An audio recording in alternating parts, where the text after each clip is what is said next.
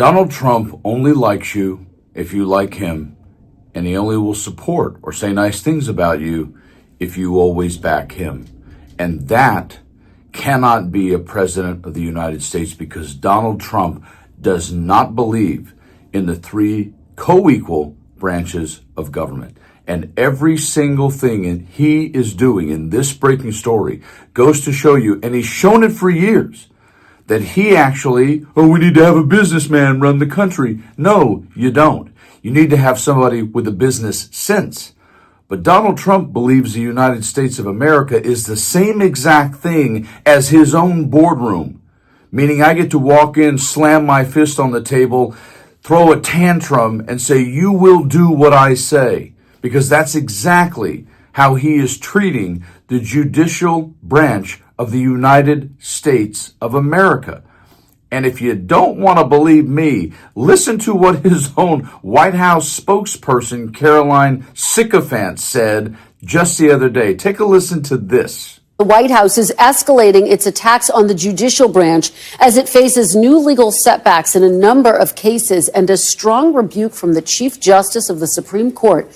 This afternoon, Press Secretary Caroline Leavitt blasted judges who rule against the White House, maligning them as activists who are trying to usurp presidential authority and derail the president's sweeping agenda. Listen.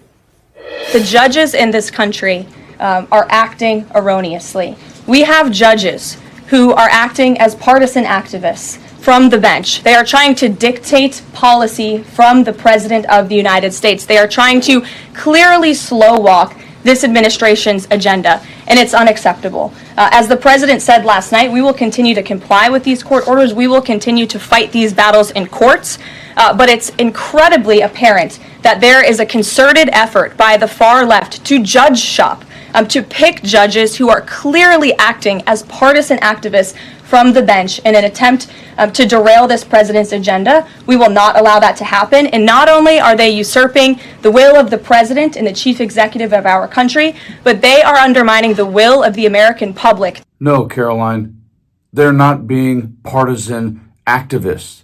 They're doing their job, because even if you're a bad person in this country, we still function by the rule of law and due process. And that's exactly what you would want to be granted yourself or anyone you care about if they were in any way in trouble or accused of something.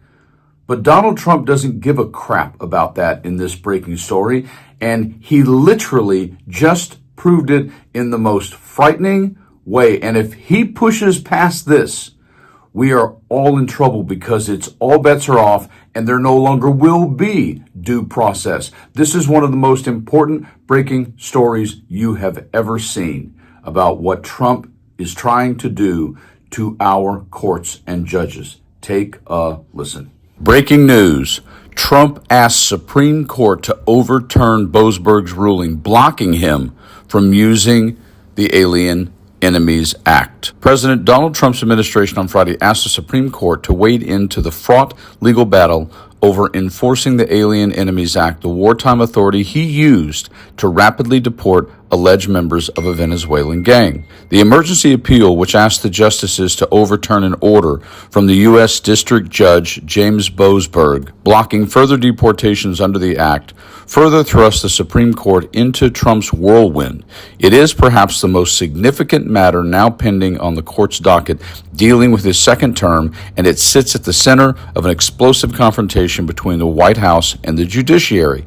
In quotes, this case presents fundamental questions about who decides how to conduct sensitive national security-related operations in this country, the president, through Article 2, or the judiciary. Acting Solicitor General Sarah Harris told the Supreme Court the Constitution supplies a clear answer: the president. The Republic cannot afford a different choice. Like other recent appeals, the Trump administration's argument was heavy on complaints about lower courts standing in his way, handing down temporary orders that, while not resolving the challenge over the president's power, have at least put some of his agenda on hold temporarily.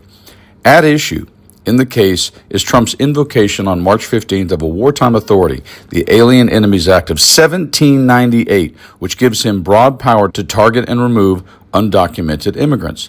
The law grants that authority in times of war or when an enemy attempts an invasion or predatory incursion. Who sued and why? 5 Venezuelans still in country who are being held by the Department of Homeland Security sued the administration challenging its use of the law. Boasberg, nominated to the bench by President Barack Obama, temporarily blocked the administration from any more deportations under the act while he considers the case, either against the 5 who sued or anyone else in their situation. Notably, Boasberg's order didn't block the administration from deporting those same people under other laws, nor did it stop the administration from apprehending immigrants under the act. Trump, nevertheless, quickly appealed. U.S. Circuit Judge Karen Henderson, in a lengthy concurrence, offered the kind of textualist analysis that may find resonance with many of the court's conservatives. She tore through the Trump's arguments that the courts could not review the law's attachment and the notion that the flow of migrants over the U.S.-Mexico border represents an invasion. In quotes, the term invasion was well known to the Fifth Congress and the America Public circa 1798, she wrote. The phrase echoes throughout the Constitution ratified by the people just 9 years before, and in every instance it is used in a military sense. Trump misreads the precedent. When the Supreme Court last considered the Alien Enemies Act in 1948, it gave President Harry Truman broad deference to decide when the law could be invoked. Truman had sought to remove a German national, and the appeal arrived at the Supreme Court 3 days after the end of World War II. War, the court reasoned at that time, isn't necessarily over when the shooting stops. It was the president, the Supreme Court said, that determined when a war was over. Stephen Miller, who is Trump's deputy chief of staff for policy, and others in the administration appear to have interpreted that decision as disallowing any court review of how a president implements the law. But Henderson shot that down in a reading in her concurrence on Wednesday. In quotes, the elected branches, not the unelected bench, decide when a war has terminated. That is a question of fact for elected leaders, she wrote.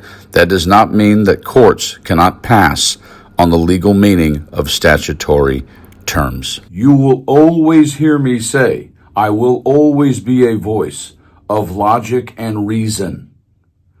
I don't want criminals running around on our streets. I don't care if they're from down the street from me or if they're from another country. And by the way, there are millions of illegals in this country who don't look like they come from the southern border or from South America at all, who are doing great damage to America. I want them out too, but we can't suddenly decide with a sweeping brushstroke and just like you're standing outside of a club at Studio 54 in New York in the 70s and someone at the door is just pointing at people who are allowed to come in, or in this case, just randomly pointing at people who have to get in a truck and be shipped away. We don't function like that, and the second that we do, it's not just being an anarchist or an activist. You have now dropped into martial law, and one person tells everybody to go to prison. We cannot allow this jerk to do that to this country. So again, I say it with a small smile on my face, but a strong statement in my heart. Stay frosty.